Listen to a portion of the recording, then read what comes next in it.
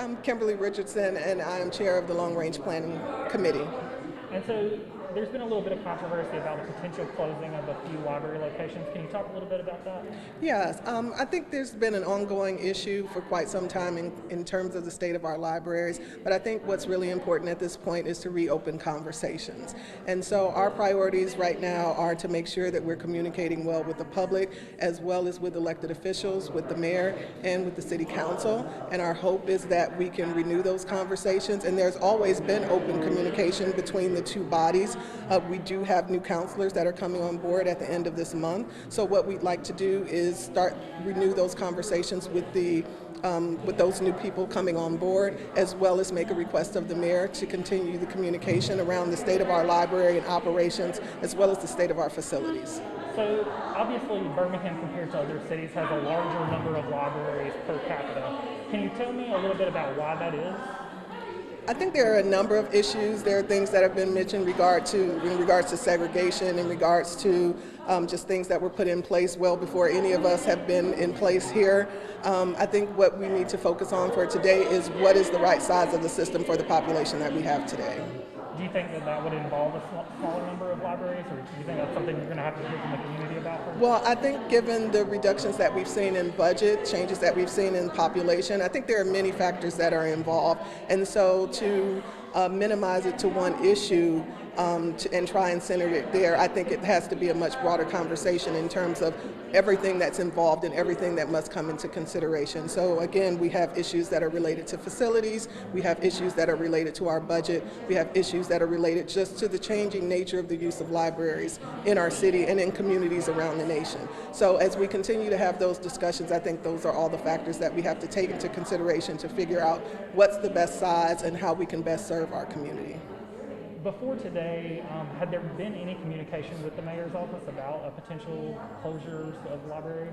I can't speak to that because the approach that we've always taken is that communication happens through our board president.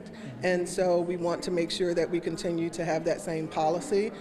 We have confidence in her as our president, and we can hope that we can continue to move forward as we're currently structured. If there are members of the public that are concerned about these potential closures, do you have a message for them? Yes, that we're looking to hear from them. We want to provide every opportunity. As I mentioned during our meeting, we're looking at all the strategies that we can use to hear from members of the public. All of our meetings are public meetings. We'll probably go back to our in-person meeting because the governor's issue of a state of emergency related to COVID is expiring at the end of this month. So we'll continue to hold our regular second Tuesday of each month at 4:30. We've been doing those meetings on Zoom, but we'll move back to in-person meetings. And so we always have public voices as part of those meetings, but having communications through our neighborhood association meetings, which we've had staff members attend those meetings, emails and calls that come directly from the public, as well as probably some specific community forums that can be organized, and that should be determined by the Long Range Planning Committee. Have you personally heard from any residents in regard to these plans? Yes, I think, we had a number of members of the public who participated in the Zoom call on Tuesday. There's always concerns regarding the state of our libraries, and I think that's what the public needs to understand, is that this has just been an ongoing issue for quite some time. Inslee, that's included as one of the sites to be closed, has been closed for some time in relation to maintenance, the same thing that we've seen with our East Lake branch. So we just want to make sure that there's a full, transparent discussion with the community, with our elected officials, with all of those who can advocate for our library system to say what do we want this library system to be? What do we want it to look like? And that's something that's determined by all of our stakeholders.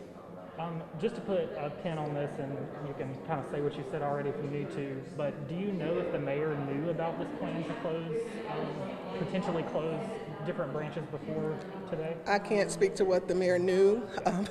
I think part of this conversation was that there was a reference to an article and some of the comments that he made about hard decisions needing to be made regarding our library system. And I think that's a very accurate statement, that there are some very hard decisions to be made. What those decisions are yet to be determined. There have been recommendations, but those recommendations have not yet been implemented, and those are the things that have been disclosed to the public.